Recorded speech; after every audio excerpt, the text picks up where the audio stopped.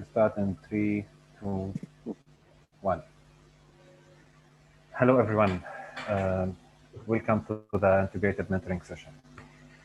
Today we have a very special speech from Mr. Thom. I will make small introduction about it because it's related to our sessions that we have each week. Last week we discussed about how, or we show how the data scientists, how the researchers, they are looking for the human brain to suggest a new method of training or a new structure of neural networks that have better performance and lower costs.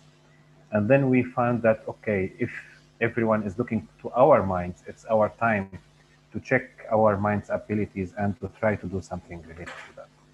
Maybe changing for better. A week before that, let's say on the Christmas celebration session, we asked one important question: why data science is important? And in fact, this is one of the answers that we are able to get today from Mr. Thom. Data science is important, and not only data science, let's say even the mathematical induction methods. It's important because maybe we are able to implement it in our life. So I will let Thom start. Thank you, Thom, for today, and thank you everyone for joining. One or 2 points I want to highlight. First, if any question appeared, let's have it on the end, at the end of the speech from Thom. So at least we will cover all the topic from his side, and then we will be able to debate, discuss, add more points. And thank you, everyone. Thom. Thanks, guys. And I made a huge mistake last Saturday, and I'm going to seek to rectify it right now. Guys, happy birthday. Happy late birthday. I really meant to sing for you in front of everyone. Thank you, Thom.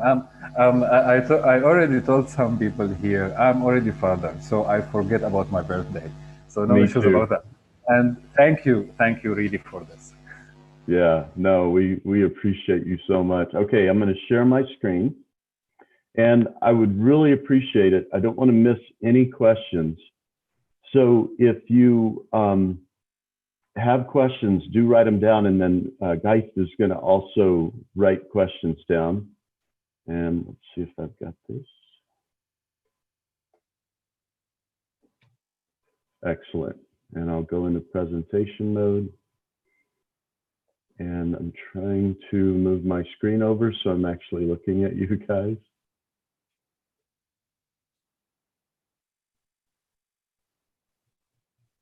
It may be better if I do this. Sorry, I'll be sideways.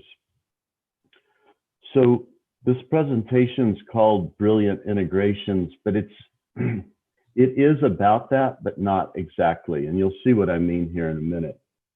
But I have this sense, due to the deep appreciation I have for my mentors and the wisdom that's been given to me over the past years from my childhood till now, that I want to give you insights that were given to me, but that I've continued to develop from what people taught me, so that you can have those insights in the future on your own and pass those on to others as well. And you'll see more and more why I'm saying it that way. So I originally developed this talk for MindHack Summit. And even though the talk was called that, like I indicated, I want to stress what the true foundation of data science is. It's not data, and it's far more valuable than that. It's better than any AI system or theory that's currently being used on the planet. And that's saying a lot, because I'm really in love with transformers. In fact, I'm quite upset that I didn't think of them first, because they're brilliant. And I'm very impressed with the researchers that came up with them. But here's what the real foundation and the future of data science is all about. Now, I don't want you to think this is some touchy-feely, woo-woo, fuzzy talk. I'm really serious about this. And I want you to be serious about it. It's really important to me that you are serious about it. And I'm asking you to trust me and believe me on this. Now, I know you guys are not going to go get cocky or think you're all that. I want you to stay humble. I want you to remember that we're all mostly blind and ignorant and powerless, but we can improve on that. And seriously, you have some serious potential. And so I really want you to believe that. And we're already going to get into a little bit of integrated thinking here. If any of you have ever been snow skiing, you know the thrill of standing right there at the top of a high precipice where you're looking down a hill that has very little friction and you're about to go fast. And if you don't know how to control that, it can get very fun and scary. But as you look at your potential, I want to point something funny out. My history. When people reach out to me on LinkedIn and they say something like, oh, I want to become just like you, I'm not joking. It literally makes me laugh. And I want to explain why. This is the type of TV I started out life with, a black and white TV with rabbit ear antennas, okay? I had a rotary dial telephone, and this was my internet, a big phone book called the Yellow Pages. And I thought it was awesome. I could find any business in my big metropolitan area of Dallas-Fort Worth in Texas. And it's even bigger now than it was when I was growing up. And I was a spoiled kid. My parents bought me not just one, but 2 encyclopedia sets. Now, these are big bound books. And I would do my reports and my studies for school frequently out of those. And when I first started to program, it was on punch cards. And you need to thank God in heaven that you never had to learn to program that way, because it was a pain in the you know what. But what is your history going to look like when you get to be my age? You started out with laptop computers, the internet, supercomputers carried around in your back pocket.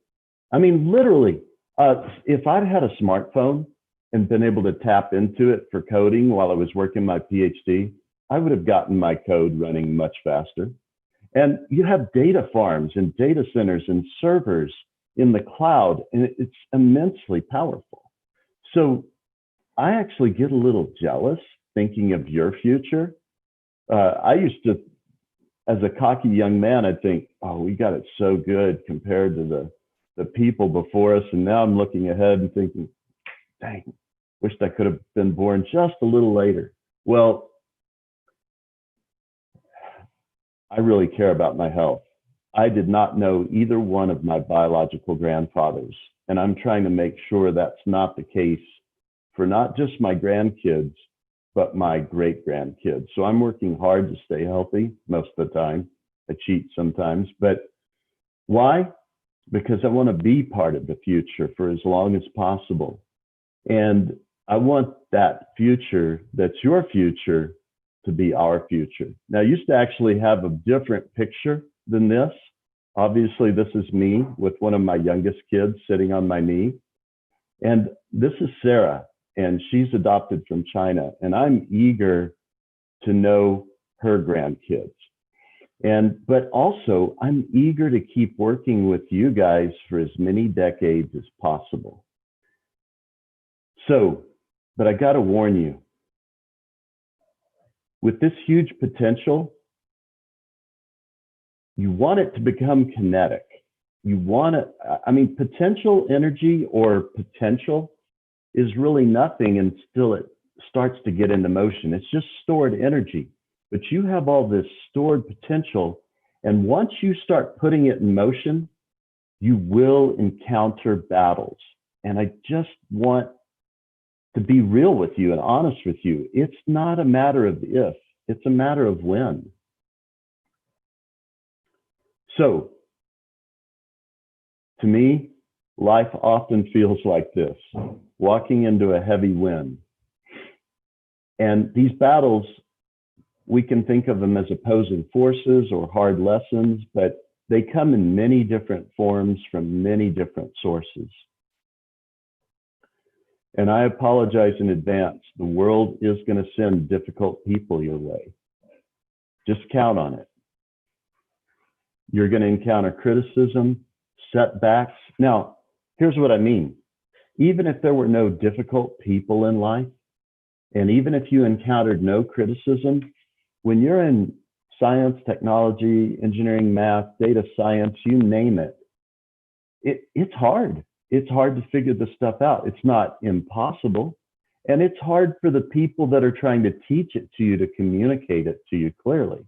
And I'm convinced everyone is trying, but even then, I just am going to encourage you, recognize these things are real, but you should drive through them.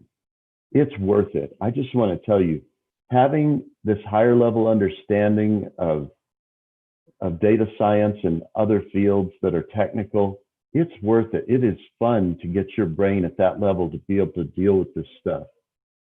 So what I'm trying to say in a nutshell is, even though the struggles and hard lessons I've had in my life were different, they're going to be a bit the same too. And I'm also afraid for you guys and want to arm you with as much wisdom as possible, because the world was changing really fast when I was your age. It's changing even faster now. And I want to just share some stories with you of what I'm getting at. There's been some very difficult people I've worked with. I'm just going to talk about one. I won't name him, but I worked with him initially 15 years prior to the second time I worked with him. First, when I worked with him, he was a very caring, nice, and always a smart man. 15 years later, the world had beat him up so bad that he was hypercritical, rude, backstabbing, still smart though. In fact, I'd say smarter. And he would try to throw me under the bus for reasons I couldn't understand all the time. But I just decided, you know what? I'm going to learn as much from this guy as I can. I like the way he thinks. I like his technical skills. Well, because I was willing to learn from him, but he wasn't able to learn from me, I started solving problems he hadn't been able to solve. And it made me feel great, but it made me feel sad for him because of the relationship, the helpful relationship we could have had. Another story I want to share is when I was a young man and I was managing a research reactor at Texas A&M, I designed a system to clean the surface of our reactor pool. And I showed the design that I wanted to build myself with purchase parts to our director. He said, "Oh, that'll never work." And I was so offended that he just said that off the cuff. I said, "Yes, it will." And so I went off and built it, and it worked great. But there's also been times where I wasn't listening, where I wasn't taking good feedback from people, and it cost me a lot. And you notice I'm a little quicker to share my wins in the face of criticism than my losses, because I'm protecting myself here a little bit, because I've been plenty stupid in my past too. But hopefully we can all learn from those hard lessons.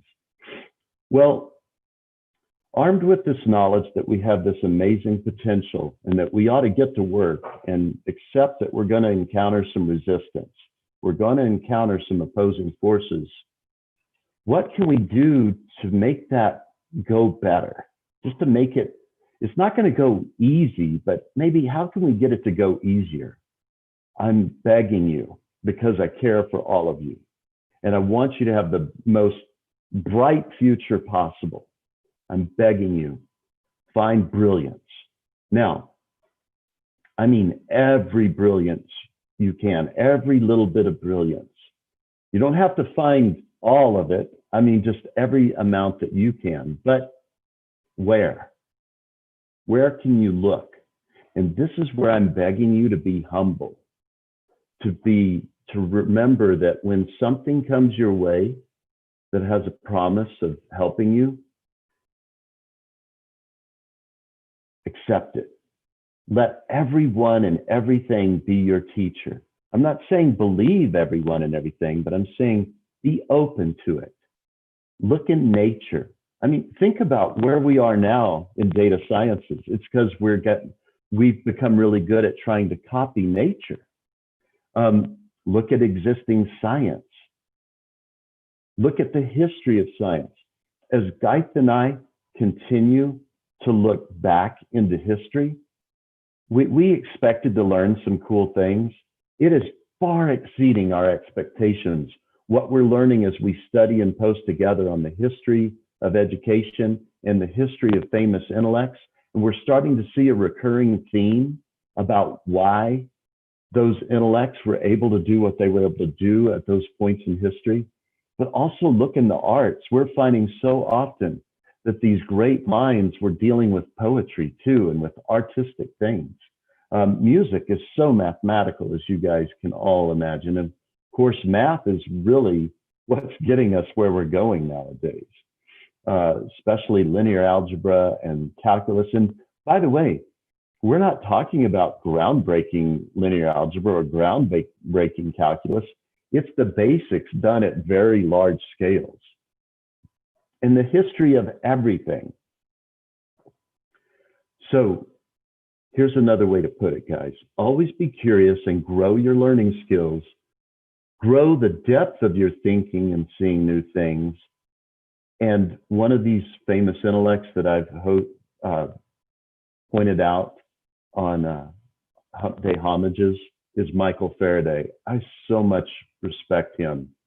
He said, no matter what you look at, if you look at it closely enough, you are involved in the entire universe. The more you study, the more you grow your mind over the decades, the more connections you will see.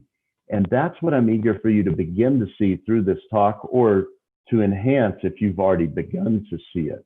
Because it's very powerful to see how when you take beautiful ideas from different areas and you conceptualize them and abstract them, that you see how much that's like brilliance in other areas. And that right there is probably the central point of the integrating brilliance part of our talk. But again, the more important part of the talk is you guys benefiting from this for your future. Now, I wish I could have a whole wall to do this, but I just have a computer screen.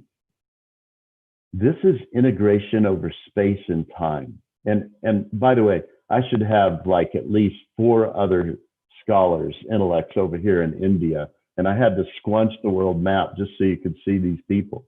But this is just a really interesting thing. Without Pythagoras, and I'd really like to know what inspired him, we wouldn't have had Socrates and Plato. Hang on a minute. Guys, I'm on a call. And then, but without Plato's academy, hang on a minute. Guys, without Plato's academy, and we wouldn't have ended up having the Library of Alexandria. And I'm glossing over a ton of history right now. And without the Library of Alexandria, we wouldn't have had Euclid. But without Brahmagupta and the great Indian mathematicians before him, without all of these elements, Al-Khwarizmi would not have come up with manipulative algebra. And without manipulative algebra, we wouldn't be where we are today. But I so admire the wisdom and the humility and the open-mindedness of Al-Khwarizmi. Why? Because he was drawing from all these great intellects from the past and studying them at this great learning area, the House of Wisdom, which was probably more like a research center or scientific academy. It definitely was a library too, but it was something more like the Library of Alexandria, which was also a research center. But if he hadn't been willing to take all these great studies from across the known planet at that time, he would not have come up with algebra. So that's just an example of where we go about finding brilliance. But again, as you're always open and you find these elements of brilliance, what should you do next? Well, integrate them. And let's just begin to think about the principle of integration. It's taking smaller pieces and making them a whole that makes more sense together than they meant individually. And we'll get into it a little more, but when we talk about integrating things at a high conceptual level, we're also talking like making things hybrid. Again, hybrid is when the sum of multiple parts is better than when you put multiple things together, it's better than the sum of their individual parts. So let's just think about integration mathematically. It's this brilliant thing of taking really small pieces and adding them up to derive new, more advanced things like equations. But if we do it in too big of steps, we actually it's very inaccurate. And if we do it in too small a step, it takes too long to solve. So there's an art in getting the step sizes right. But when we do it with pure mathematics, what's interesting, it's as we take them to an infinitesimally small point that we get to an actual equation that describes the new phase. And so I just kind of want y'all to keep that in mind. It's as you learn something, think about it deeper and more broadly. For example, when you learn something like integration, begin to think of it at a high level and conceptualize it to arm yourself with more wisdom for other areas. And we'll talk about this more as we keep going. So what I'm trying to say is integration is a wonderful thing and you should exploit it. Now, a lot of times we hear exploit used in its bad sense when, for example, more powerful people are exploiting weaker people. We're talking about mental concepts here. Exploitation is a wonderful thing in this context. And I want y'all to not be afraid to use the word. So make full use of and derive benefit from a resource. That's an exploitation. And that's a good exploitation, a bold or daring feat. That's what you guys are doing as data scientists. So you want to exploit integration because it's powerful. And trust me, it won't mind because it's just a concept, right? Okay, so let's think about integration now.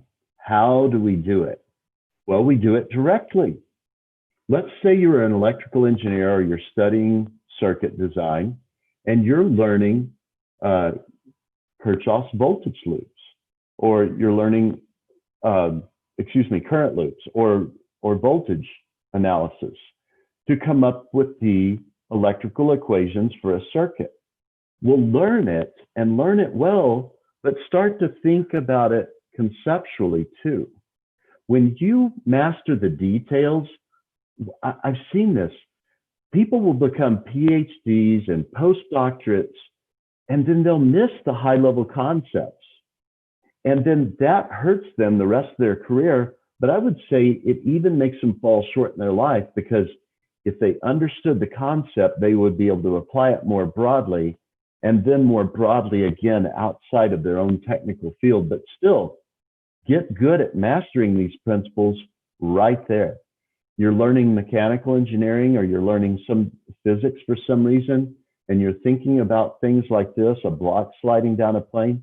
Really get good at integrating that knowledge directly into your mental toolkit, but also start to think about these principles more broadly. And of course, our beautiful science, as Guy so properly pointed out, we've copied nature to come up with amazing things in the data sciences. And we've done it more than mankind's done it more than any one of us could know. But now it's time to say that we've learned this stuff by copying it. Now what can we learn it to bring it back to life? Just in summary, we copied life and now we've created some beautiful things. Now let's consider those beautiful things and bring them back into our lives, but not just our lives, even making us better data scientists too. But as you know, becoming a great data scientist is also about how effective your overall life is. Do you guys think you're going to be very mentally sharp if you're tired all the time? If you're not healthy, if you're not rested, if you're not in good physical shape, if you've got a lot of emotional problems you don't know how to deal with, we all hurt. We're aware of that. We've all got pains, emotional struggles. We struggle with more things than we share when we get together like this. But if we take these helpful things and apply them across our lives, which is possible, we can alleviate some of that day-to-day struggle and pain. Not completely. And that's why we next want to talk about how to apply it across realms. And I love this, and I'll probably present this more than once, but control system design. Again, what does a control system do? It helps to say, well, the system is currently at this state, and I want it to be at this state. So I've got an error. So the controller helps bring it wisely to the desired state. But a controller does more than that. It also says, okay, there's a new signal coming in. What is that? Oh, that's a disturbance. That's not something I want to, I've got to deal with it. I've got to adjust for it. Oh, that's noise. I got to deal with that. Now, I want you to keep that in mind. How can we apply those principles of reaching our desired state, rejecting disturbances and noise? Be thinking about how can we apply that more broadly. The main thing I want to get at here is when you have an idea in one realm, if you conceptualize it high enough, you can bring it down as an idea in a new realm or in that same realm. Let me give you a better illustration of that. Oh, and I want to give credit. If you ever have time to buy the book called The Six Thinking Hats by Edward de Bono and learn how to use the six thinking hats, it is a great soft skills tool. It has helped me get rid of debate and ego and conflicts when I've had to lead teams in design methodology. But specifically, what I'm going to show you next comes from the green hat. It's a way to say, well, we need to generate more ideas. We need to explore the solution space for this needed design. How are we going to get more ideas? I hope you guys would agree, if you're really just trying to shoot a bird in the air, and forgive the morbid illustration, but it's a sport that happens in my country a lot. If you're trying to shoot a bird flying, you don't use a rifle, you use a shotgun. A shotgun has a bunch of little projectiles going out in a pattern to cover the space better. And it's like that when we're trying to come up with solutions to challenges. We want to come up with as many solutions, like a shotgun, that could help us solve our problem as possible. So how do we do that in the idea space, in the trying to conceive of solutions space? Let's say I have an idea, and then I say, oh, what's the general concept? Why am I motivated to come up with the general concept? To come up with even more ideas. But what I'm saying, if you go even above concept to abstractions, then you can come up with even more concepts that are related, and you can come up with more ideas in those realms. And by the way, although I'm teaching you this stuff, so you know how to take these great principles we learn in our technical arts, doing this would also make you better in your technical arts, as you can see. Basically, we're taking brilliance 1 plus brilliance 2, et cetera, to brilliance n, and coming up with some brilliant integration. Because oftentimes when you do what we're saying here, even if it was just on this layer, oftentimes you find that it wasn't idea I that was the best. It was idea I plus idea I plus 1 plus idea I plus 2. It wasn't any one idea. Sometimes the best idea is a hybrid or an integration of the ideas. And I've seen this so frequently even as stupid as I am, even as blind and ignorant as I can be, it started to get my attention over the decades. So armed with this, sometimes you don't get to use math and operational science. Well, we can use a form of operational science, which is just observing. For example, we're talking a little bit about designs, and there is a methodology to design, but we don't really, I'm not saying we'll never find a math that describes that, but we don't really have one yet. What we do is we look at best practices. And where do those best practices come from? Well, we identify success and look for successful designers. And we start to identify their practices as successful designers and start to look for overlaps. Oh, these 10 successful designers all did these things. And we start documenting our findings and putting weights of importance to them.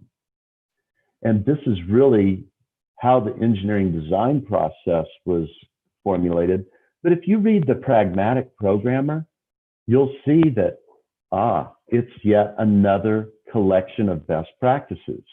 And in fact, Andy and Dave are so serious about continuing to identify those best practices that their book's been at the top for 20 years and their revision is better than ever. They've had to go back and refactor things they said in the past and say them better and different. And they've been humble enough to do that, thank God. But you see this methodology of practicing or design or creativity or coding, whatever it is, that there's a methodology, and be open to collecting and slowly improving on those best practices over time. And then we can't say it enough, the hybridization, the bringing together multiple ideas. I'm not sure I've been able to explain to many of you that I did my PhD on design and modeling of hybrid electric vehicle power plants. I did my master's on robotics and specifically calibrating robotic models so they could be more accurate on the shop floor. But it was maybe a year ago that I finally bought a hybrid electric vehicle, and I bought a Prius, and I was so proud of Toyota. They're such an amazing company. They really did a good job on the Prius. And I've never had more fun driving a car than that one, but it was just because of how deeply I can relate to what's going on in the system mathematically and control system wise. But this is a beautiful multi-physics example. This is still in your own realm. Let's just say you were a mechanical or electrical engineer or both, and you worked on some aspect of hybrid electric vehicles, and you're gaining wisdom. In fact, I would say this integrated thinking happened when I was in a design methodology course. And by the way, I didn't originate it. I'll show you that why in a minute. But it started to occur to me the brilliance of integrating things and looking for hybridization when a sum of things is better than the sum of its individual parts. But now, as I've been hinting at, how do we do cross-realm hybridization? Well, you implement some examples. And again, we want to exploit this like we described before. So I wish I could say I originated this stuff. I can't even say I independently discovered it, but I think Plato and importantly Socrates were already doing it. And let me explain why I feel that way. Plato required his students for the 15 years that they were at his academy to study math and science for 10 of those years. I think he was wanting, from everything I can tell, to ground them in the principles of evidence and using inference on that evidence to understand the world better, to come up with hypotheses that could be tested and developed into theories. And as those theories were tested for a long period of time through observation of more evidence, developed laws. But I do believe he was trying to get their thinking patterns refined so strongly in things that had strong evidence that they could become better philosophers in the bigger life questions. And that's what I'm asking you guys to start bringing your level of thinking to that level, but use math and science to help you get there. Okay, here's one of my favorite examples. It was one of the many things in my past that helped me start to see that this could be really powerful. And this was more than 20 years ago that I came across this example. And it's near and dear to my heart because Southwest Airlines is based out of Dallas, Texas, my hometown where I grew up. But they're a very popular airline. They're very aggressive in a good way at exploiting reality and truth. And they went and studied race pit crews to figure out how to turn around, how to speed up their turnaround time at the gates in the airports. But they obviously did not stop there because they're like a highly preferred airline. I could go on, but they're very progressive in their thinking to have done a study like this. And then integration itself. I give this example again. This really is a beautiful integration, but it's not the only one. When we show our smartphones like this, what's significant to me about this is when I think of how many devices and items in my life that have been replaced by this. It used to be my dream to have a big house so I could have a big library filled with books. I don't need that anymore. You know, I mean, now I think completely different.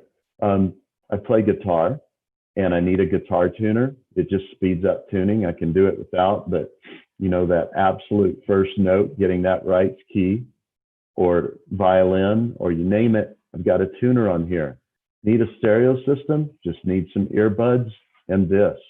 Sounds better than anything I grew up with big speakers. This is really, these kind of things have changed the way we think. And then you consider the drone.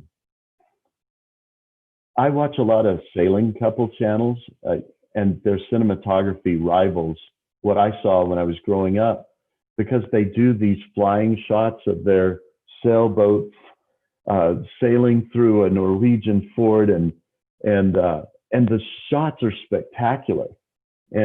But anyone can buy one of these now and operate it. So, and then when you think of neural networks even, the beautiful integration. Inside each neuron is linear regression. And that's inside logistic regression, depending on the activation function. And then we create a whole network of these things. And what's amazing is this can do feature engineering on its own without us having to do it. I still encourage you to do your own feature engineering and feature reduction, even if you're using a neural network. But it's not just that. It's the calculus that's brought in, the linear algebra to make it faster, the GPUs, even in laptops that can help us solve it in high parallelization, and the fact that we copied it from biological systems, or at least tried to emulate it. And if you think about it, we wouldn't be where we are right now in the data sciences if there hadn't been this level of integrated thinking.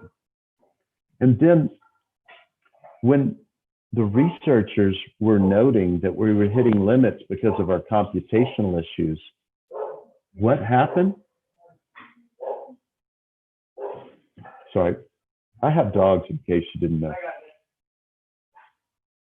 Jan LeCun brilliantly came up with a way to reduce the computational power needed to deal with image recognition. And when I start to think about how this works, and how, when I was first figuring out convolutional neural networks, okay, I realized the back propagation was still happening through these layers, but to realize that even the convolutional layers were being trained and that they were figuring out through the mathematical back propagation through them, you could see the features they were working to identify at each layer. it was mind-boggling to me. I was so surprised. But when you look at reinforced learning, now they're bringing, oh, by the way, that was looking at biological systems even better. You look at the ways humans draw and how they think about things, how they're looking at edges. And I think these are the things that inspired Jan to look and think about, how can I do that mathematically? And then when you get to Sutton, he started out in psychology, by the way, and he was motivated to learn this mathematically. So he crossed over, and he needed that hybrid level thinking, that integrated thinking. But he realized, how do biological systems learn? They fail. They go try things and they fail, and then they look back. They use hindsight. Even animals do this. But more importantly, when we're looking at these mathematical problems, they get too big. We can't actually do the solution with the computational power we have, nor would we want to. But when we look at how to make estimates from estimates and do that mathematically, it broke all these barriers. And so I just show this, that to me, I know when you look at mathematical equations like this, the first time that you might not have seen these, it can be mesmerizing. But trust me, after you study it and rest and study some more and rest and try a problem and fail at it several times, finally get it working, see how the math was implemented correctly in the code, then you look back at this and go, wow, that's beautiful. Wow, that's elegant. But it doesn't come overnight. That's why I'm saying drive through. Be patient with yourself. Now, when I was doing that research in hybrid electric vehicle power plants, I had to mix batteries, thermodynamics, linear mechanics, rotational mechanics. I think I said thermodynamics, but basically heat transfer, combustion, also electrical flow, electric motors. I was integrating so many things, and that's a lot of different types of differential equations that have to relate to one another to do the prediction of this hybrid electric vehicle power plant. Now, I know this looks like something like Sanskrit from an alien planet, but these are a bunch of differential equations from a multi-physical system. And I could begin, you could learn this too. I'm just trying to say what's amazing. It's kind of like a flow chart of energy storage and energy dissipation and energy transformation, even modular transformers or signal-based transformers where you can change the amount of transformation and different energy sources and loads. It's all there. And I could write out the differential equations for this without knowing what each of these, even what the system was about, because of this brilliant man from MIT named Henry Painter, who developed this system of graphically showing the interrelated mathematical dynamics of energy flow through a system. Again, control systems. With that person I was talking about from my past that I had to work with, I had to realize, and at this same workplace, I could get praise for something that was inaccurate. I could get criticized for something that was inaccurate. But what I started to do with this one man that I was telling you about is think, you know what? It really hurts every time he does this stuff to me. But what I'm going to do is filter it. I'm going to filter out the noise. I'm going to filter out the emotional disturbance, and I'm going to look for the nugget of truth. And I thought, you know, I could get better at knowing more about our test system. I could go study this element of what we're doing in our large code base, in our release system. So I just steadily worked to get better, work better with the people I was working with. And so the state that I wanted to be at got better over time because I was open to feedback, but I was also open to saying, thank you for that compliment, but inside saying that's not accurate, but I'd like it to be accurate, so I'll work hard on that too. In other words, I let it adjust my desired state. But we can use control systems that way. We can begin to filter out the noise, filter out the harshness, filter out the false flattery, and use it. Now, another thing, if you've taken any personality assessments, I'm a big fan of the Gallup Strength Finder. It nailed me on my top strengths. It definitely did. It shows your weakest areas too. But when I read it, it was really nice to see what my strengths were. But it occurred to me, they put so much emphasis on your strengths. And I thought, wouldn't it be helpful if I could just exercise the humility to try to find my greatest weaknesses too? Because isn't that what we do when we code? We try to run our code and we get an error message. And we look at that error message. If we don't study that error message and go address the problem, we'll never have working code. So for our code, for the model that we're trying to code, we have to deal with these coding errors to get the code working. But even once it's working, is it working fast enough? Is it giving the correct output? So we have to go find, we're constantly looking for what's the weakest part of my current code? Where can it be faster? Where is it sometimes giving a wrong answer? Where is it always giving a wrong answer? We have to keep hunting for these things, visualizing them, and find ways to improve that. Well, so all I'm trying to say is identify your greatest strengths and exploit them in a good way for the good of yourself and humanity, but also be diligent to find ways to identify your greatest weaknesses and begin to improve those.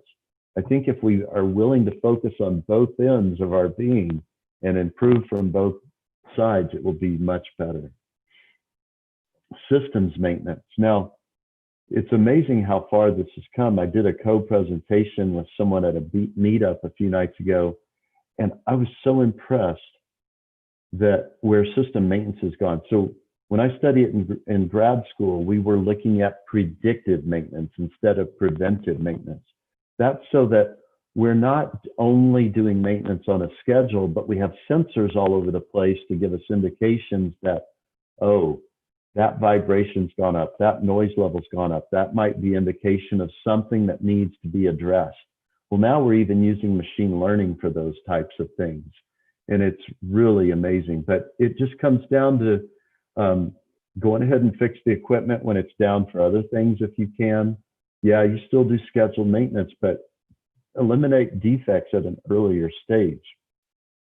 Don't wait for just the preventative maintenance.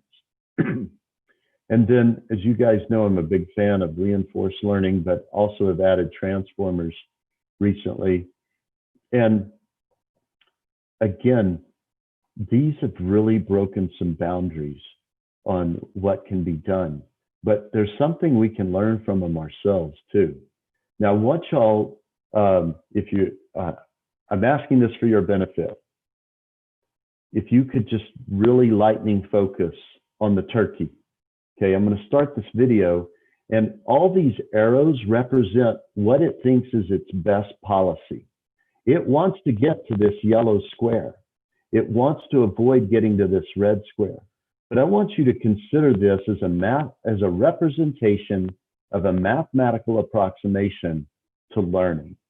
And I want you to take careful note of what these policies do over time. Obviously, if this is the start point, we want the policy to move it over here as directly as possible to the winning state. And you see over here that it's trying to drive the agent away from this losing state, but it doesn't do that in the beginning. So let's watch. Okay, here it knows nothing. It's just the policies about, and it went to the losing state very fast. And so it's already learned, oh, avoid this area. Now, all this is done with math, but it's by approximations. If I was trying to do a full solution of all the math, well, there's no computer on the planet that could do it, for one thing, with this large of an environment because of all the possible things. But look, it's already got some dumb states here. but it's saying, you know, I think this is the best thing to do, but I'm going to still explore a lot. So when you see those arrows, it's not always doing that. And look here, it's saying go backwards. But no, don't do that. Or go down. Whoa, don't do that. But it's still learning. It's still making mistakes. It doesn't have a best policy yet. But even here, it's doing some loopy thing. And over here, it wants to go down. That's not going to help it any. But it's still exploring and learning. By the way, it's just a dumb virtual thing. It has no concept of I failed. It's just working on principles of reward. Now look, it got to the winning state. Oh, it corrected a lot of these, but this is still stupid. Why does it want to go back and down? And it finally thinks, well, I'm going to explore. I'm going to break my policy a little bit and explore. Oh, I've still got this one bad policy, but it snaked around it. But even with that learning, look, it was able to think about its past and come up with a better policy. And now it's doing the best thing all the time and fast. But it had no concept of judging itself or where it was currently at. It just kept exploring and trying to learn from its mistakes. Now, even though it's doing that now, look at these dumb policies. But that's okay. Look, if it ever got over here, it's pushing it out. It's pushing it away from the losing state and wanting to push it more toward the winning state still. And it'll just keep going on and on. But I want y'all to remember that. It doesn't need to know everything to still do very well.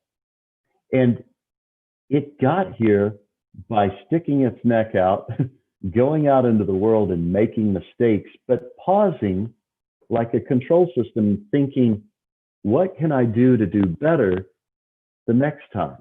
In other words, when it goes back to that starting state right here, it's resting and doing some calculations and thinking before it takes off again.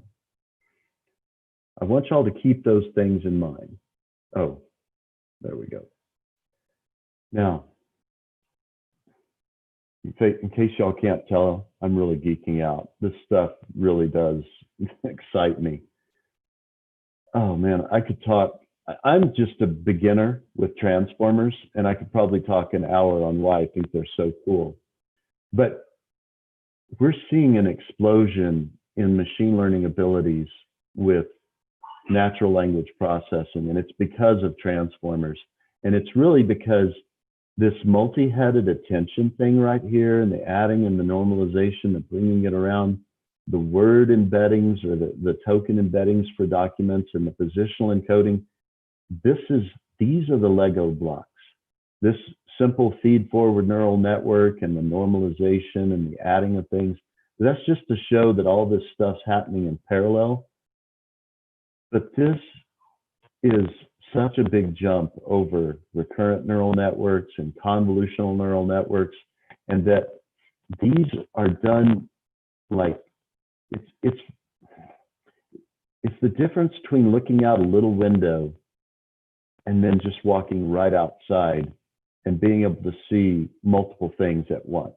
Imagine you were semi-omnipresent. In other words, you could step out your door and be looking at beautiful scenery in Idaho, USA, in northern India, in Australia, in South America.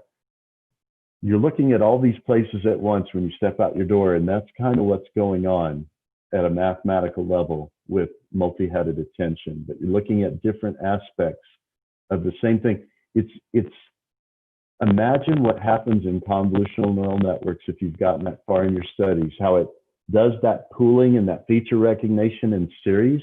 Now imagine saying, no, I'm going to look at even a bigger window, a much bigger window, and I'm going to do all that in parallel. That's a rough approximation of what's happening with transformers, and yet there's more than that happening. But how did we get here? That's the key. That's the key question. How did we get to transformers? They are the best integration of mathematical concepts, maybe equal to reinforced learning. But what's amazing is I would argue they've gone beyond what a human mind does. I'm not saying they're better than a human mind, just they went beyond the biological this time. But how did they get there? What is GPT-3, which is the most powerful transformer on the planet so far? In my humble opinion, it's just a phenomenal parrot. It can look at the text in the world, period, and it can just parrot back in summary research better than anything else. Now, the toy code that it writes is impressive, but just that it can spit it out and now we can go fix it, that's huge. But it's really a giant step. And you can use it for a lot more than NLP. We're already seeing it being used in multiple realms. But it's not even close to general AI. But more importantly, here's the real question. How did it happen? It was a massive integration of, yes, hardware and funding and concepts, but more importantly of intellect. So let me illustrate my point. Intellect integration. Okay, here's the beginning to the famous backpropagation paper. And not surprising, there are 3 authors. Okay, there's Hinton, but I don't know why we don't hear more about Ron Williams and Rummelhart, but 3 authors. Well, you would expect that convolutional neural networks might have had at least 3, but it was only 2. That's interesting. And I consider that a really big breakthrough. Well, what about reinforced learning? Only 2 authors. That's interesting. Now, GPT-3, as you saw from that graph, it's a big jump. I would contend that yes, we needed an integration of resources and computing power and power, because it took a lot of power to train all that. But I think the more important integration was all these people. And you got to know, all of these people are standing on the shoulders of great people from the past and the things that they were. I think this was perhaps one of the, if not the only thing I can think that rivals this amount of intellectual integration is when NASA finally started sending people out in space and even to the moon. That was probably the biggest technical integration we've seen in recent times. But imagine what's going to happen as people get the idea of doing this intellectual integration. So what I'm trying to say is benefit from integration more broadly and more frequently with ever greater cognizance, that is awareness. And you will find amazing things. Now, if you've been following my Saturday series, when I'm talking about these growth paths, that's me trying to integrate brilliance. But why am I doing it? I had to recognize, Thom, you are very good at modeling systems and modeling concepts. But why aren't you using that for your growth, for your learning, for your personal development? Yeah, why aren't I doing that? So I start doing that. And I really started to consider, and by the way, this can apply to your physical training. This can apply to your mental development. This can apply to your spiritual development, your relationship, the quality of relationships you develop. This can apply to all of those areas, but you start out by learning. And then you try what you learn. You try to implement it. And if it works, you've solved that learning loop. But if it doesn't, you need to rest and just let your mind rest, because the mind needs rest just like the body. You can overtrain it. And review and ask yourself, okay, now that I reviewed, what additional thing do I need to learn so I can try it and see if I'll find a solution? And when we find a solution, we just go to the next growth loop. We're estimating and iterating to solutions very much like reinforced learning. But what we're doing here is applying our great concepts across realms. Now, this is stuff I just learned from all over the place. I was taking the sum of wisdom that I'd learned from many decades and thinking, you know what, I'm tired of forgetting it. I need a model to help me be cognizant of all these things and how they relate to one another as I grow. Well, then Simon Sinek, it started to occur to me, I can only enter so many growth loops in my life. So I need to choose carefully what I'm choosing to develop myself in. And so I start with why. And then I ask, what else can hold me back? Well, not knowing why is a big one. And because then I have the conviction to follow through, to drive through no matter what the opposing forces are. But it occurred to me, Thom, and guys, I'm ashamed to admit this to you, but I'll admit things I was ashamed of if it'll help you avoid them. And I don't think many of you might have liked me as a young man. There were times where I got really cocky and arrogant, and I really think it slowed down my development horribly. And it dawned on me over time, you know what? The best way to decrease my blindness and ignorance is to be humble and to learn from anyone and everything and just care about growth. Don't worry about where I am with respect to other people. Throw out imposter syndrome. Throw out worrying about what other people think about me. Just enjoy growing. Enjoy growing in small, manageable steps. Just like when we integrate physical systems, if we try to take too big of an integration step size when we're doing integration in calculus, numerical integration with computers, if we take too big a step size, it'll be inaccurate. If we take too small of a step size, it will take too long. So integrate humbly. Let everything be your teacher. Even a child who asked, one of the best questions I ever got was from my oldest son when he was 12, that spurred a great potential future industry. And that's why I'm so big on integrating. Once we're applying humility in our learning loops, we can learn from anyone and anything, but we want to integrate all these things we're learning. And as Thomas Edison would point out, when we have a so-called failure, that wasn't a failure. That was just learning one way we shouldn't go. That was learning how the solution space is constrained. It's not over there. It's not over there. It's over here. Like when we were watching that reinforced learning agent. It's okay to try and find out things that don't work, but keep integrating. But also, I learned things in this loop and I developed a level of skill in this loop, but then I moved on to the next loop. And I want to also integrate across these loops. So we integrate greatly with wise step sizes. And again, we're just extending the usage of beautiful concepts from data science and STEM to our generalized skills growth. Again, this growth path can be applied to many different areas in our lives. And then we talked about control. State errors, reject noise and disturbance. Apply control in each learning, but also apply it across.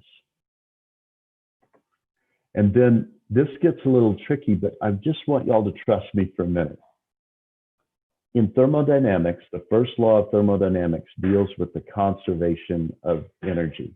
And by the way, I do think thermodynamics is a misnomer. It should just be physical dynamics, in my opinion. But the first law has to do with conservation of energy.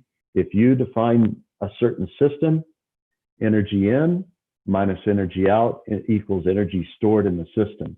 Now let's take that high abstraction of those beautiful concepts and ask, how do I increase my learning power? Well, I need to control the quality and quantity of the content I take in. Since our lives are short and we can only learn so much, be very careful what you choose to learn. We're repeating that in a way, but it's a content choice. But also, the second law of thermo deals with there is a quality of energy. By the way, because they get so embroiled in the details, I've even heard, and I almost missed this, a lot of mechanical engineers don't learn that very basic highest truth, that entropy, the second law, really is just dealing with the quality of energy. But in order to have good learning power, it's not just about knowing, it's about implementing. And so we're developing ability. We're developing the quality, we're controlling the quality and quantity of our execution of that knowledge, our implementation, our application. That's why I call this growth and not just knowledge. It's skills growth. It's you don't want to just know about data science and be able to talk about it. You want to be able to use it and implement it. You don't want to just know about how to be healthy. You've got to eat right and exercise right and rest right, or you're not going to be healthy. So we've gone through these examples, but I want to reemphasize just, and we're almost done here. There are some limits. Our lives are short. We can only learn so much in life. So we have to make some trip plans. We have to overcome these limits. But how do we overcome them? My dad and I, bless his heart, he's a Marine, United States Marine, stationed in heaven. But when I was a teenager, we took our first motorcycle trip. I mean, strap tent and sleeping bag and food on our motorcycles and take off, look for campgrounds along the way and travel along beautiful scenery and sights. But you know, it was so hard. There were so many intriguing side roads along our trips. And it dawned on me, we could do this for months and not take all of those side roads and see everything. And it occurred to me, this is like that reinforced learning example. That reinforced learning agent can't take every potential path. We would be waiting the rest of our lives on current computer systems for it to solve, looking at it that way. But it explores a little bit, and it uses just an estimate of a solution to make an estimate of the next best policy. And we can do that too. We can just say, all right, I'm in my environment, I'm living my life, and I'm just going to take the data in that I can, and I'm going to try to develop a model of the world, and I'm going to try to develop policies for it. But if you've studied reinforced learning a lot, you'll realize, oh, just like they leash a young sheepdog to an old sheepdog so it learns faster, that's a breakthrough in reinforced learning where a human is helping a reinforced learning system early in its learning cycle to speed up its learning. We can do that just by, I hope what I'm sharing with, don't trust anything I've said today. But if you're willing to try some of it and you think it sounds right, try it. And it may be that it didn't work because you didn't understand it well enough, but it may be that it didn't work because Thom doesn't understand it well enough. I'm saying we want more together. Let's grow more together. But these are my hints about how to do it. But what I'm trying to say is don't be frustrated with the fact that you can't take every side road in life, that you can't travel to every country and meet every wonderful person face to face that you want. There's enough beauty in our lives. Just learn from that and make the most of it. So, armed with this knowledge, start practicing. Start learning and putting it into practice. And I want you to be gritty because there will be opposing forces. There will be difficult people. Some of the stuff we learn will be very hard, but I want you, even though you're talking about being gritty and driving through, that means being brave enough to rest. It sometimes takes grit to make sure you do these things. Be patient with yourself. Be gentle with yourself. This is hard stuff. Everyone struggles with certain aspects of it. So keep going and practice, but be careful to rest. And once you're rested, get back to work, but then rest some more. Rest is super important. And a lot of growth of your mind and your understanding actually happens during the rest. In case I didn't say it, remember, not just rest, but be rested. What we do takes a sharp mind, so rest. Well, now that if you've seen everything I've talked about here, grow in it. Once you've completed a loop a few times, your potential is actually growing. You actually can increase your potential by doing this. But I want to ask you something. What are you? I want you, because I want to know I had a big part in helping the future. I really want that. I want you to believe what you are. You really are great. You're more important than GPT-3. you're more important than GPT-10 or whatever's going to replace transformers in the near future, whatever's going to make transformers look like they were nothing. But become great, please. I'm begging you, be patient with yourself, be gentle with yourself, but integrate this brilliance, collect brilliance and integrate it along the way. But I want to ask y'all something, and I'm going to just do this rhetorically. Do you want to go even higher than what I'm talking about? What I want you to do is grow our potential as a family, and I want our family to grow. What do I mean? Become more together. As we saw, the GPT-3 became what it became because of the integration of many things, especially the intellects involved. But please, I'm asking you, I'll try to live into your future as long as possible, but when I'm gone, I'm begging you guys to help the future generation like I try to help you. I'm asking you to help the future generation better than I try to help you and become more together, please. And that's it.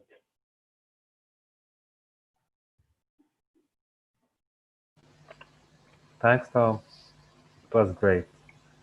It was really great. In fact, there is some question appeared on the chat, but I have one comment from my side. Then I will be open for everyone. It's when we speak about the conceptualization and then going to the abstract level. In fact, this is one of the answers that I'm looking for why data science is important. Because from my point of view, I think conceptualization it's becoming more and more automated, and you have to right now focus on the abstract to create more concepts. This is one, it's from my personal point of view, it's not about the whole speech. Kimberly, I think she posed one question. So Kimberly, please ask your question. Hey everyone. So the question that I asked, first of all, Tom, that was amazing. Thank you so much. Very inspirational. And the question that I had, which you somewhat answered in terms of the examples of Southwest with NASCAR, for example, but in trying to get from the point at which you're looking at what's available and trying to abstract a concept to be able to then take it to something else, is there a methodology that you use to create that abstraction? Is it something where you're playing around and experimenting? Can you talk a little bit more about that? So this is one of the many reasons I would encourage people at some point in your life. There's so much to learn, but I do think you would all be very well served to study the 6 Thinking Hats. But as you get into the 6 Thinking Hats book or materials, they may not cover this. I actually went on my own dime and time, got certified in 6 Thinking Hats. And then I studied a lot of principles from quality engineer black belt programs. I didn't get my black belt, but I've probably done enough work to have earned one if I had just turned in the documentation, because I'm really a firm believer in all the tools that they use and everything. But Kim, it's like anything, it's a bit of an art to say, let's do it with integration for a minute. Okay. When we look at those learning graphs, for example, and we're looking at how we integrate things. This is probably the worst way to go about this, but trying to get back to that learning graph, the final one. There we go. If you think about a probability distribution function, it's like that bell-shaped curve. Now, if we integrate that, we're adding up each of those rectangles. And so I'm just giving an illustration to hopefully begin to answer your question, but answering your question, a lot of your question will be answered by beginning to try to do this stuff. But when you look at integration, you realize, if you look at that deeply and long enough, you realize if I don't make those panels narrow enough, my estimation numerically of the integration of that function for a cumulative distribution function will not be accurate enough.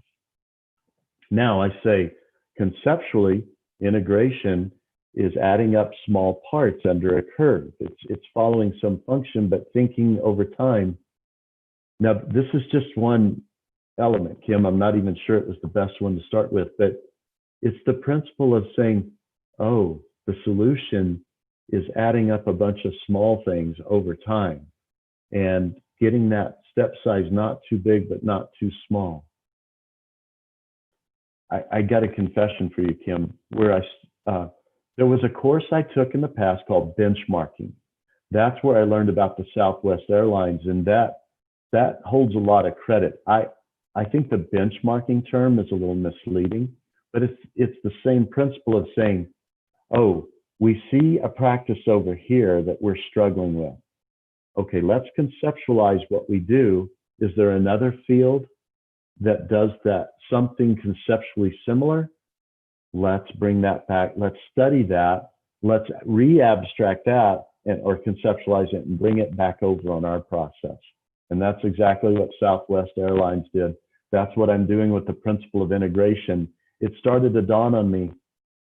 One of many things I need to do to grow better and faster is to not try to learn in too big of a learning step, to not get frustrated that I can't learn it faster. It just takes the time it takes to learn. The main thing is to stay steady with it. But Kimberly, if I only focused on the integration and didn't also integrate controls and I'm trying to, am I helping at all? I'm trying. Oh, you're still muted. Yeah, sorry.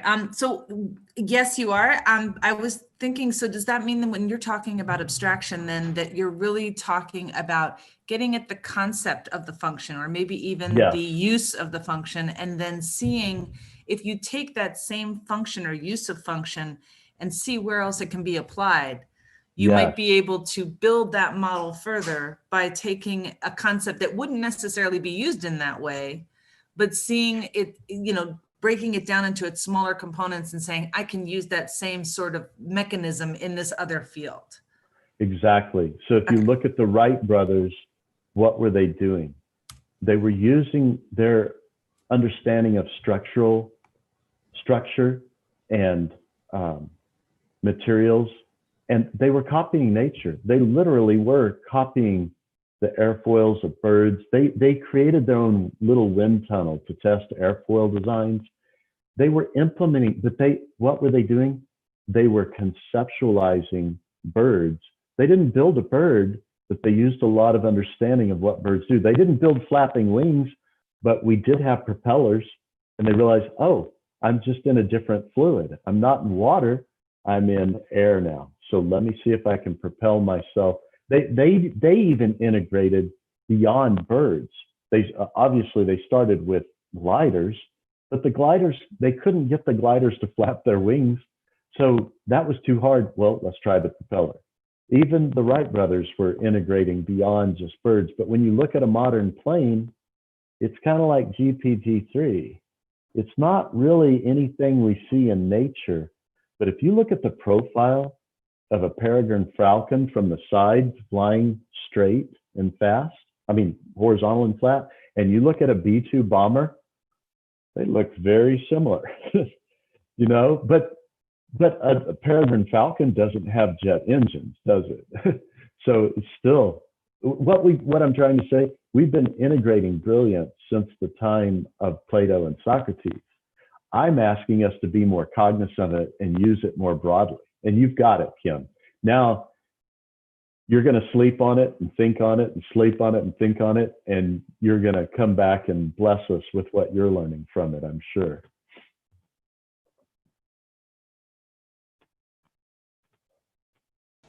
In fact, I have one question from my side, and it's about rejecting noises, Tom. And sometimes I feel that noises, it's shaping our life. It's become our life more than the real target, or more than the integrated brilliance. We will lose the brilliance and focusing on the noise. Now, I don't think there is a model that's able to help us to do that or to find solution for that. But let's say something from your experience about this, or anybody want to join me on this discussion. It's more about noise. Noise is becoming very, very, very, it makes huge damage, in fact. No, that's a great point. And I should say something. Guys, everything I've showed you is wrong. But it's useful. Even this growth path model is just an approximation of reality. And guys, shame on you for bringing us back to reality.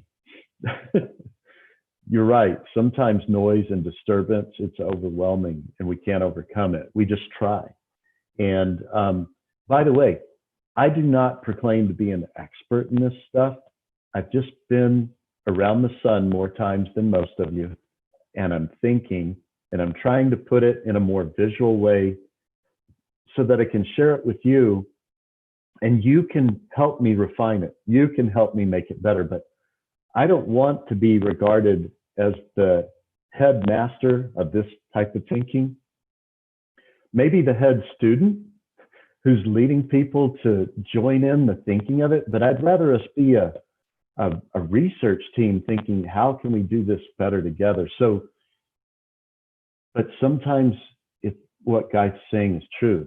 The noise and the disturbance becomes overwhelming. I allowed myself to immaturely walk into a hope that was unreasonable a week or two ago. And once I recognized, Thom, you just stepped in it and emotionally, you're going to have to back out of this.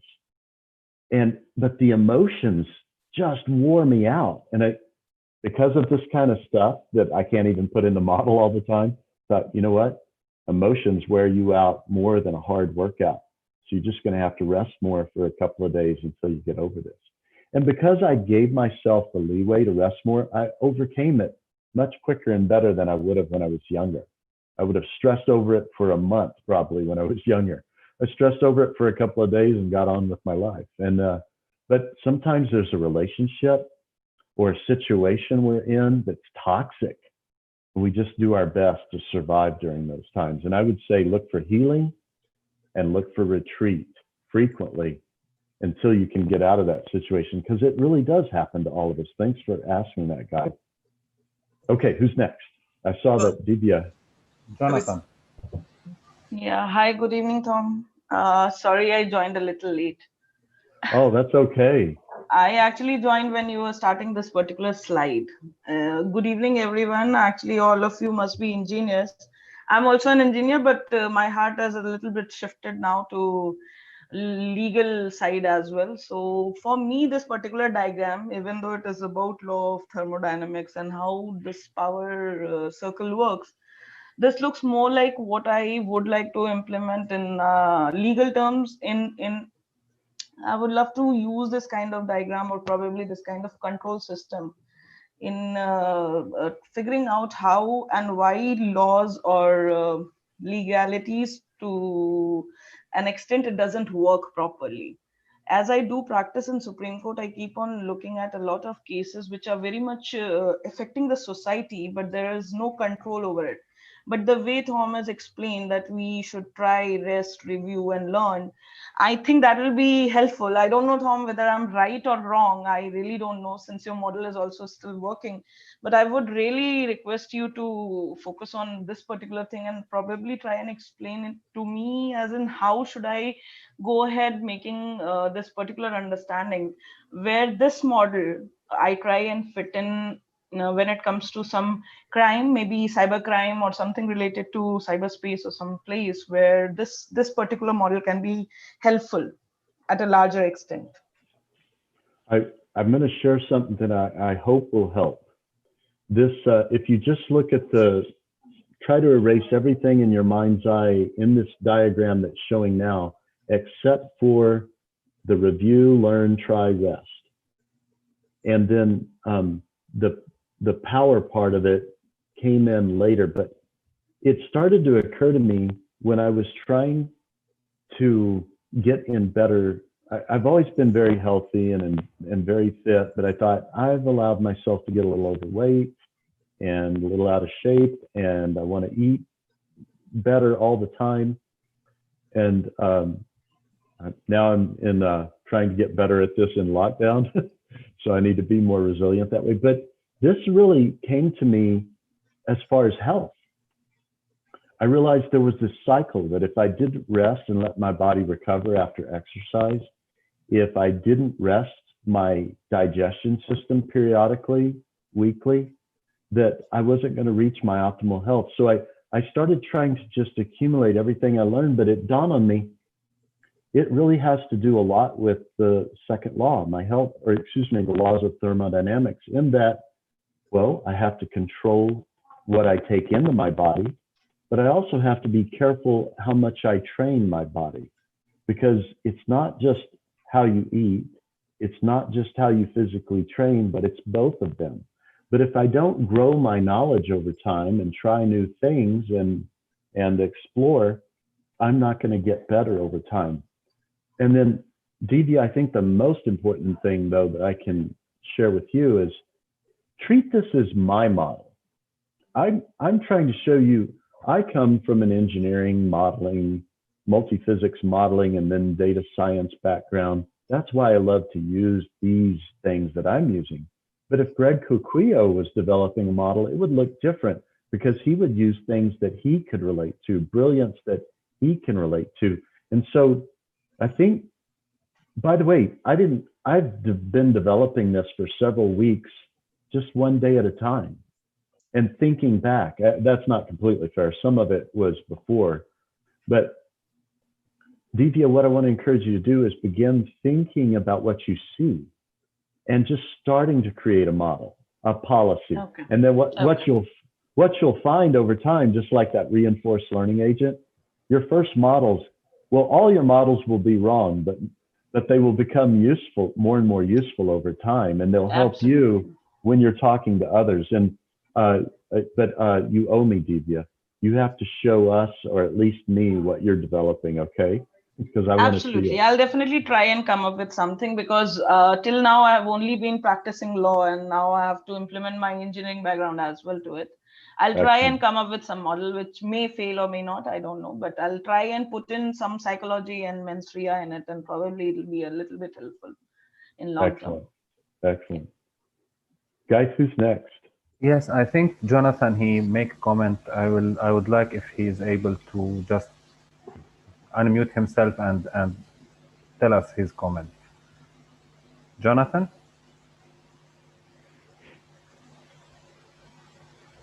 Okay, I will try to read it. Okay.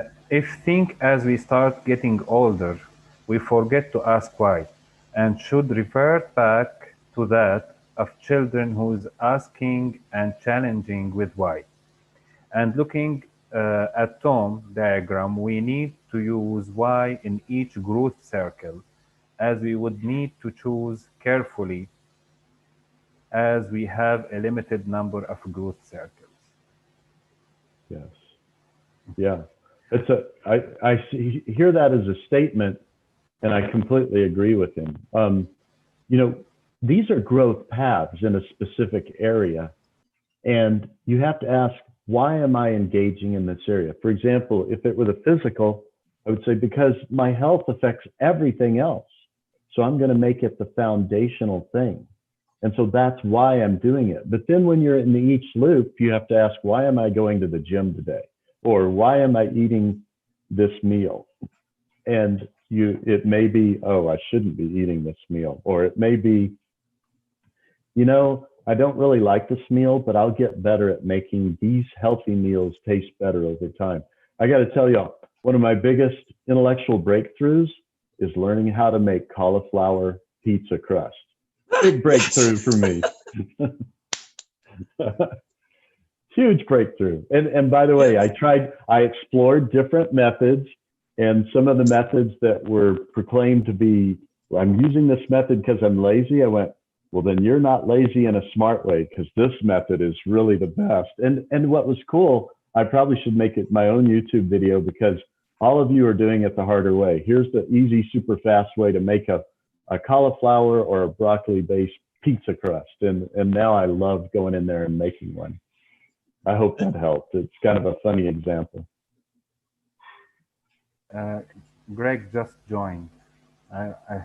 Greg, you missed the party, by the way. You know what, though, Greg was maybe one of the people that didn't need to listen to this because he lives it, and he's been following this growth model. But Greg, it was more than the growth model. It was also the whole integrating brilliance thing. Yes.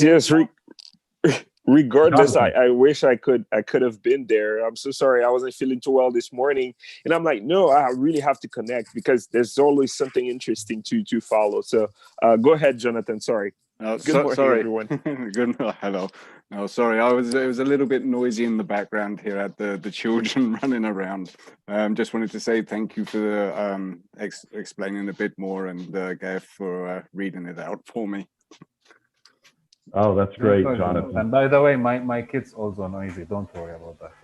It's the same situation here. In fact, also I have. Sorry. Oh, go ahead, Guy. You control. Go. No, it was about one example also you mentioned, and always I used to see that the great thing always happened on the other part of the fear. That means if the fear is just your wall, it's something that's preventing you from great things. It's from the example that you mentioned. So I think because I faced this lot, when you fear from something, just go and face it. When you break it, great things will happen. Yes, in fact, it's the fearness, it's an indicator that there is great thing hidden behind it. Really, if you are unable to, let's say, study, this is intuition, let's say. If you are unable to study the data that you have from your life, check your fear. It will be great. You know, guys, I'm really glad you brought that up, because not only is everything I said wrong, but yet useful, it's also very incomplete. I really haven't covered everything, but just like that reinforced learning agent, I don't know that I could cover everything. And that I've been recalibrating, unlearning the wrong way I used to say Geith's name, and he helped me say it better the other night on my request, because he's so nice to me. Geith, fear. Guys, when you start to develop your own models, and you can leverage from this one, that's fine. But if yours looks very different from mine, awesome. If it makes sense to you, if it's useful to you. By the way, it'll be just as wrong as my model, but it'll be useful. It'll help you stay cognizant of what you're trying to do. And, but mine's incomplete. It's not dealing with fear yet. And that's an excellent point. So learning to deal with fear properly is super important. I'm just open for anyone who wants to join us, who want to add some points. Valerie, please go ahead. At the risk of sounding really ridiculous, you know, looking at the model, and I have to go back to your point, Rafe, about the noise and about the, you know, other stuff that happens that's out of your control. And I just find that for me, I have to figure out, it's like I have to stand on my feet. I have to figure out how I'm going to keep standing on my feet and be connected with the ground. And I watch Bruce Lee movies because Bruce can be in the middle and there's all these guys coming at him, and somehow Bruce Lee can keep standing. Now, that's the only remedy that I come back to over and over, is like, I've got to take this martial arts kind of stance. And I don't know where that fits into this model, because to me, it's very visceral, and it's very much like you just got to pull your power up and try to deal with it, because what else can you do? But that's for the noise part. And that to me is a big issue of how do you deal with these things, because there's always the unexpected, always. And you've got to account for it. In data, you've got to account for it. In life, you've got to account for it. And how do you stay on your feet? How do you do that? And this year, in 2020 and spilling into 2021, it's still such a challenge for me to stay on my feet and to do what I have to do. And some days I get real tired, like you're saying, Thom. You know, some days you get real tired and you have to distract yourself sometime. And that's when Bruce Lee and Jackie Chan and the Shaolin monks come to my rescue. Yeah, yeah. Valerie, I got to tell you how much I love what you're sharing. First of all, and hear me out, don't be offended. Your martial arts model is wrong, but I find it very useful. And let me tell you, and I love it, and let me explain why. So me and more than three of my, well, at least three other of my children have black belts in Taekwondo. Oh. We're not still practicing Taekwondo, but I started and failed at continuing a blog called The Martial Philosopher because I really liked what I was learning through the practice of martial arts. And I think that's a beautiful example of saying, okay, I've got this model that's useful. It's obviously not perfect. By the way, Newtonian mechanics are wrong, but they're very useful in a small window. And so, again, Dr. Box is right over and over. All models are wrong, but are they really wrong? They're very useful. Let's use them. And just like theories, most scientific theories are probably incomplete. They're not full enough. They are models, but they're very useful. And so, Valerie, I think the better thing, what really helped me is when I thought, okay, I've got all these pieces of wisdom that I want to integrate, and I just I had to draw it. But I thought, why am I drawing? Because I'm a modeler. I like to model concepts. I like to like the bond graphs. Valerie, when I first came up with the whole bond graph for my hybrid electric vehicle power plant, I would make people uncomfortable in my office for how long I would stare at the blackboard and look at it. And they said, Tom, what are you doing? I said, I'm enjoying my enlightenment. This is just so amazing. But Val, it was so useful. I was thinking through all the dynamics of the vehicle, but why can't we do that with our lives? Why can't we have a diagram that shows where are all our energies going and how are we managing our energy? How are we managing our growth? That's what all this stuff I had to put more and more of it on paper. So grow it, please, and share it with us like Divya's going to do. I would love that. There were some more hands, I know. Yes, who's next? I'm losing some messages maybe. Pramod, do you have anything to add, please? Your question. Pramod? Okay, I will ask that question on your behalf. How do you stay positive and keep it tracking when nothing seems to be working? Say it again for me. How to stay positive and keep tracking when nothing seems to be working? So this is kind of worth it. I'm gonna try to go back to a certain slide. I realized this is a upgraded slide deck, and I really need to put some hooks in it so it's easier to navigate without doing it this way. But I'm almost there. There we go. Okay. While I talk, I'd really think it would be valuable if people would watch this again. Right now, this is not working. The biggest advantage to this reinforced learning agent is it has no emotions. It really only cares about how well it can amass rewards. It's a return on exploration. And even though it's guessing at a policy each time, there's elements of the policy that are wrong, but it's only learning by sticking its neck out and getting out there and exploring some more. And that's why I'm sold on this idea of draw your model. Start with mine if you want, but draw your model and be willing to change it so it becomes more useful for you. I literally, with my physical training, I started that learn, try, rest, review, and then I put my health triangle in there. If I want to be healthy, I've got to eat right and I got to exercise right. It was about being fit and internally healthy. I realized it matters what goes in my body. But it wasn't just, that's just the high level. It was a guide to remind me, and then I needed to add things to my model. So I realized at my age, and because of me, I need to stay off grains. I need to stay away from lectins.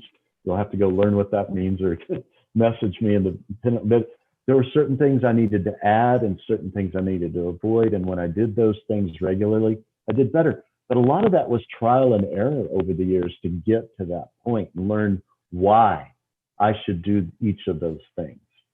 And that's why I put those learning loops. It dawned on me, it's not just, even in my physical training, it's not just one loop. I learn a certain thing and I need to go to the next level, not just stay at that, not just be happy. Like at a certain point, we could have stopped and said, oh, that policy's good enough.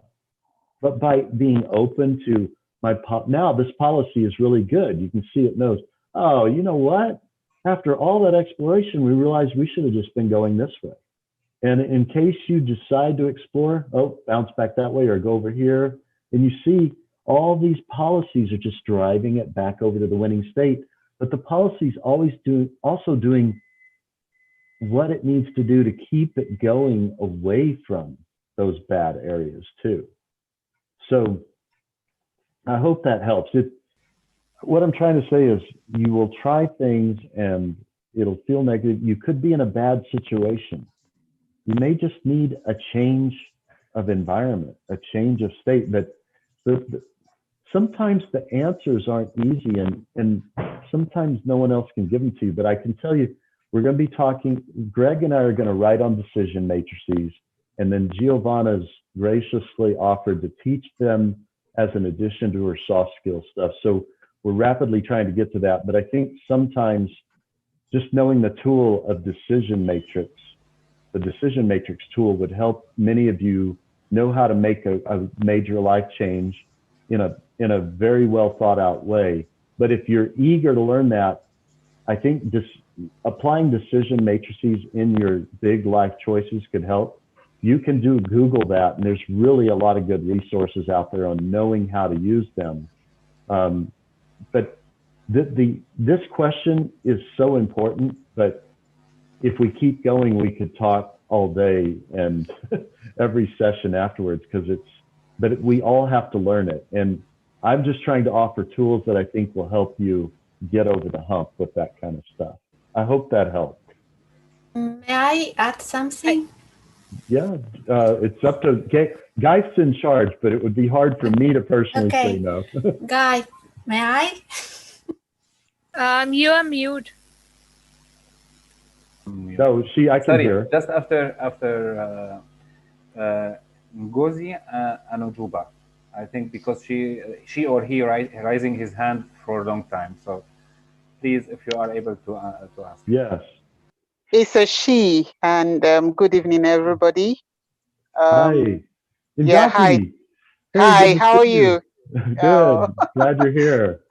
Yeah, always. I keep coming back, second time here. So hi, everybody. I think it's been a very nice and interesting talk, Thom. Thank you. And I think for me, one thing that it doesn't matter what model or what type of learning you want to do, the greatest takeaway for me has always been the willingness to learn. You must be willing to learn. You must be willing to change your position when you uncover facts that makes it necessary to do so. So, and for me, life is always about learning. And every single person I meet, I believe, has got something to teach me.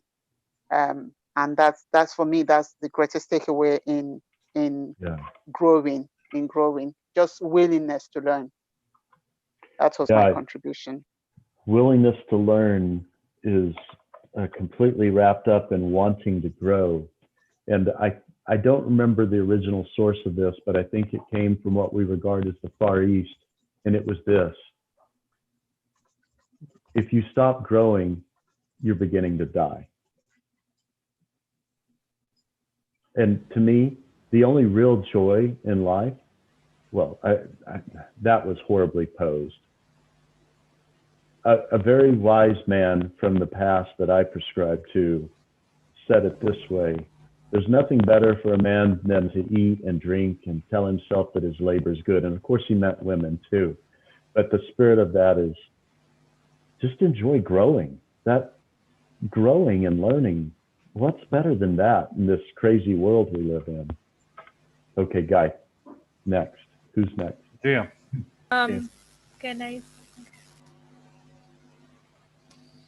I think Manpreet, she back to us, but Gio, I think it's your time.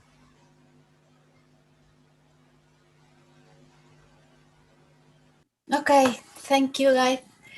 I just wanted to add something to the question about what to do when things seems like always doesn't go in the way that we would like they go. So I think for me a source of inspiration, because things happen because life is like that. You don't know what is going to happen tomorrow, or if a project is going to go in a good way. So the way that I try to keep always positive is always remember my personal vision statement. I think we always repeat this, but I think this is like is our compass, is the way to know if we are going in the right way. So when things are not going in the way that I would like they go, I just think about that, and I remember that sometimes when things doesn't go in a proper way, maybe it's a signal that this is not the correct path. Maybe you need to change the way that you are trying to approach your goals. Maybe that opportunity, or maybe that thing that you want to do is not the thing that you need to do. So try to do maybe the same project, but in another way. Maybe this is a good strategy to achieve your goal. I have done this at the beginning when some years ago, I always said, no, but I want this and I'm going to try to do it. And I have to say that I waste a lot of time trying to do that. When I discovered that things can be done in another way, maybe taking other kind of opportunities, change the way that you approach things, is very useful. Try to do that. I have done many things this, and it is useful. I don't know, this is my experience that I wanted to share with you. No, actually, Gio, I think you saved me from a bad answer there. Thank you. Starting with why, our personal vision statement. I'm so glad you said that, because I think I was not in the right mindset to answer that question. And I think what Gio has said, everyone, is the best we can do when we feel lost and we're not sure. For example, I think adding on what Giovanna's saying, and Gio, I want you to give me a thumbs up or not. Don't assume that your current vision statement, your personal vision statement, is your final one that you'll have 10 years from now. Mm-hmm. We need to be open to revisiting our vision statement and saying, is that really what I'm about? Is that really saying what I really want to be about? And so maybe during those darkest, hardest times, ask, what is my vision statement and how do I need to refine it right now so I can better deal with these tough things I'm facing? And I want you to know that the steward team that helps me run all this, or that we help each other, it's not just mine, it's ours, all of ours. But we know that you guys are hurting and have challenges more than what we share here openly. We're not unaware of that. But please know you're not alone. We all have challenges and struggles throughout our life, and it is very valuable. It's like your North Star. If you're a sailor and you had no compass and you had nothing else, your personal vision statement's like your North Star, your big why. And it's okay to revisit your big why to keep you on track or to refine your big why. Thank you, Gio. Manpreet. I would like to add to Gio's point to that sometimes you will be going through emotional stress. You would take things very personally, and it would disturb your professional life as well. So it's also very important to keep yourself professionally and personally separate. That does not affect your both the spaces. So it's also very important while you're working, and you will fail at times, but it's important to learn from it and moving ahead. It's very difficult to stay positive all the times. You will feel bad about yourself. You'll feel like, I think I'm not doing wrong. I think I should give up. But then do think that what all you have learned by committing these many mistakes and how you have grown yourself so much in this much time. And as Gio said, your personal vision statement that you have, your goal that you want to be, will help you go ahead. You will fall, but still you'll make it someday down the line. That was so great, Manpreet. I'm really glad you added that. Sometimes we allow ourselves to get too worked up over certain situations when we really don't know all the details. And it's important to just chill a little bit, I think. I know I can allow things to work me up that shouldn't work me up so much. Guys, what should we do next? In the comments, there is a lot in the chat. There is a lot of comments from Ashish. I don't know if he wants to share it with us or he is happy with the conversation with Kimberly and the others. Ashish, if you want to, Ashish Patel, if you want to share with us your comments.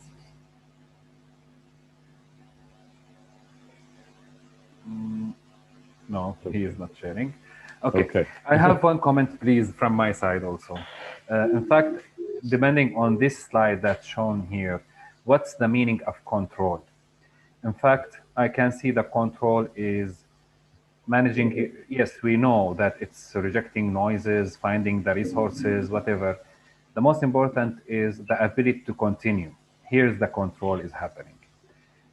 How I see this graph or this chart, it's like the following. If we don't have this try, solve, grow nodes, we will be in continuous circle. And here, where is the person is die, that means when he stopped trying and solving and learning, at that moment, he will continue working on a circle. I have bad example about it. I don't want to use it, but I'm going to use it. We used to say it as a donkey rolling on the farm. There is a way that we use just to smash the pins in the farms in our area, that they used to have this big machine and it's run by a donkey. This donkey is doing nothing, just going from on a circle. He cannot go out. He cannot stop. He's just always doing like this. This is what will happen for us if we stop trying, solving, and grow. Now, what is the great about this circle? By the way, this circle is good. You are safe. You are able to, you have your basic needs and you are continue life. You live your life in very routine way, but it's very safe. Now, when you start to try, before the grow, it will happen, there is the fall. You will fail first, and then you will grow. So either you choose to be safe or you choose to grow. Now, what is the condition for it? It's the control. It's just to have the suitable resources and you are able to manage your resources. This is how I see it. In fact, always I'm learning from this and it's very different from the original one and the mind hack. Thank you, Tom. Anyone else want to add something? By the way, right now we are 2 hours already. So you are muted, Tom. Can I say something? Yes, go ahead, Ayush. Yeah, actually, I wanted to add something on the personal vision statement. So I think we mention it all the time. Like I think in each session we do mention it at least once. So whenever we do, I think we should. Uh, hello, hello. Ayush, please go ahead. Yes.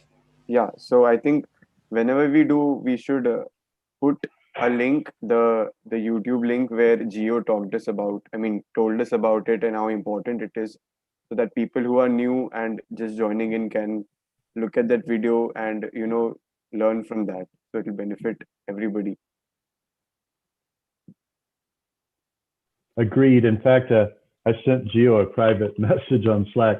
Thank you for rescuing that question, because I think my mind went off in a direction that was okay, but the bigger picture is just what you were saying, Ayush. And Ashish, I'm sensing that you might be having audio problems, because I see you're off mute, but did you want to ask something, Ashish?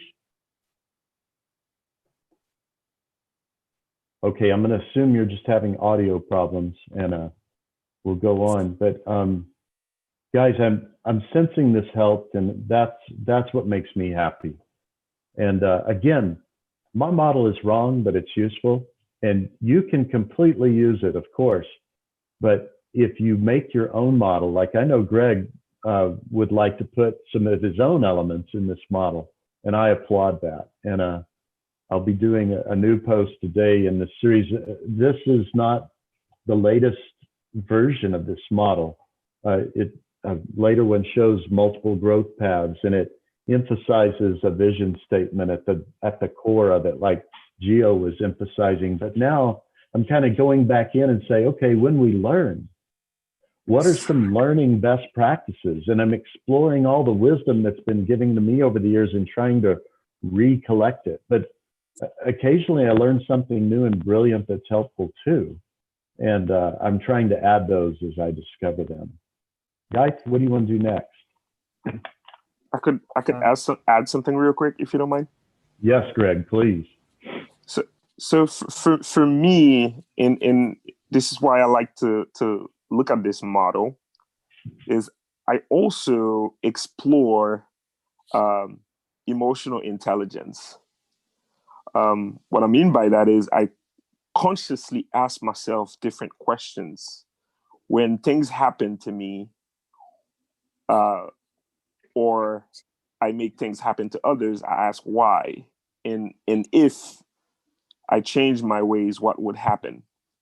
So, for example, if I go out in the world and try, something happens to me, I ask, why did this happen to me? And I explore my emotions. Why do I feel a certain way when things happen to me? And if I try a different way, what will happen? So I try to make sure that when I try something, I explore what is the impact on others to make sure that the response back is minimum. And that's what emotional intelligence is all about, is before you make a move that impacts others, you want to explore that move subconsciously and to make sure that the person receiving that move is not impacted negatively. So it's a great exercise to do, so I don't take things personally, because when I look at the exterior world, and for those who feel like things are hard in your life or things are not working their way, is to look at it from an emotional intelligence standpoint, is to ask, why is this happening? And explore ways to kind of tackle it in a better way.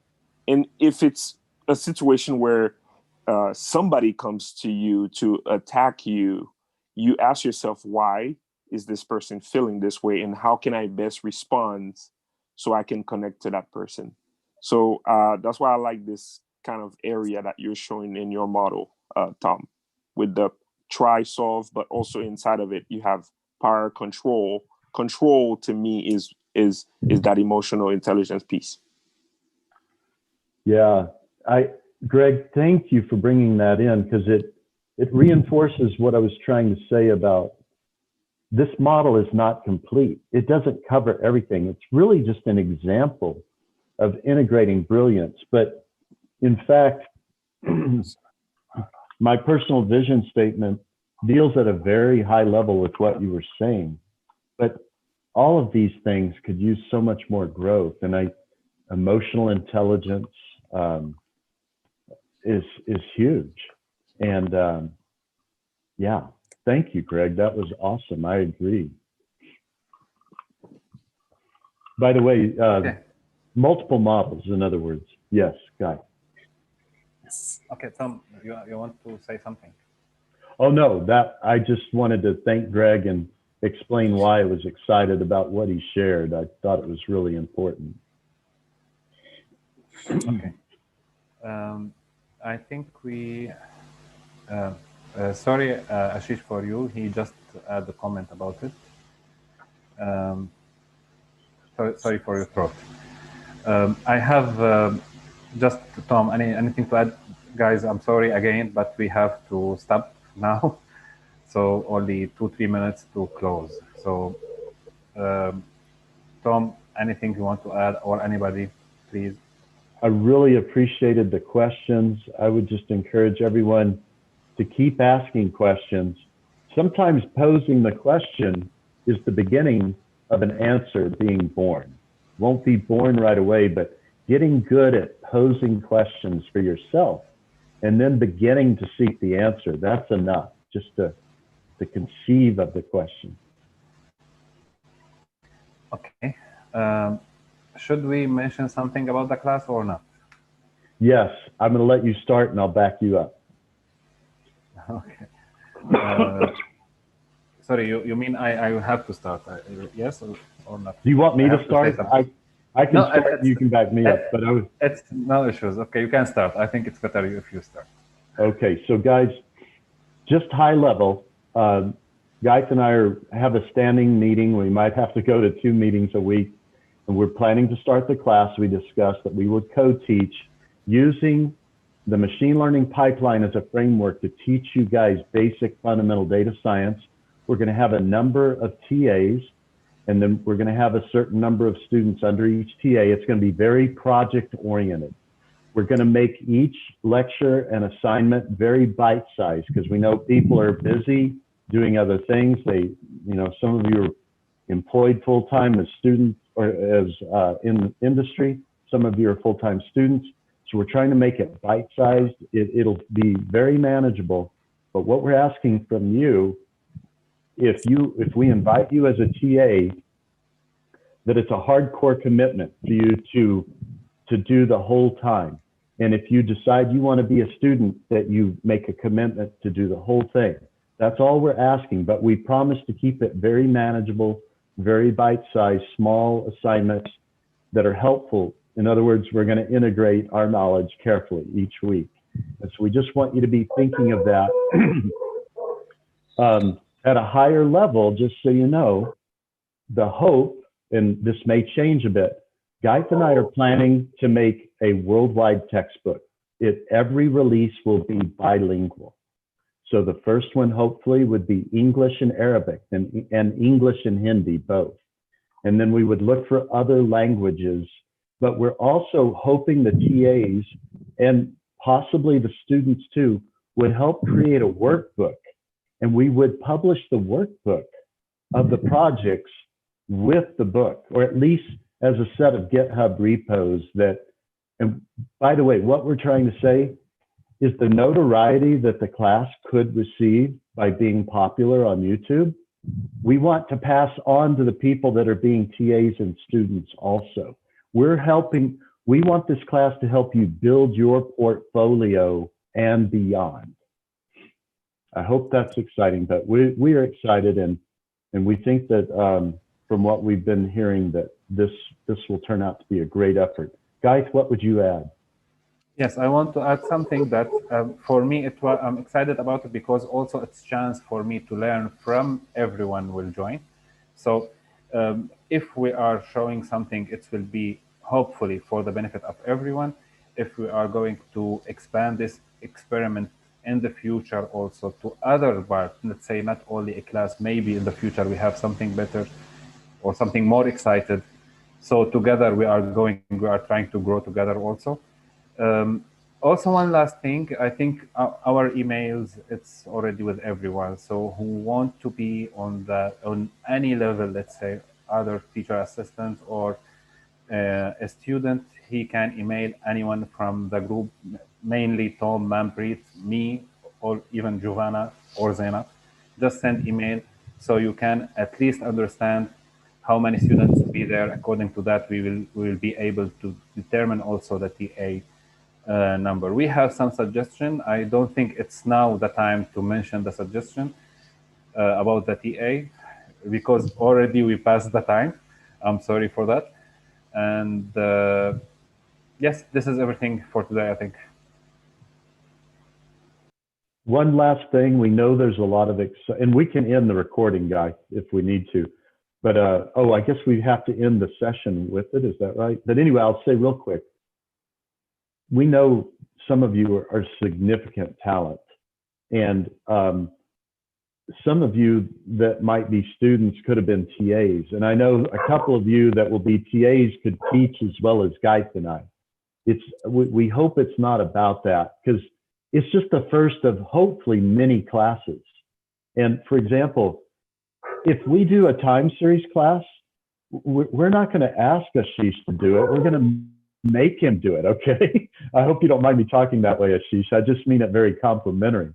None of us would, assume that we should teach it over Ashish, who wrote the book on it. So it's a spirit of a team approach, and Geith and I do not always have to be the instructors. We just want you to know that it's a team effort, and we want to share the videos so people can use them everywhere. That was all I wanted to add. Okay, now I will stop the YouTube and goodbye, everyone.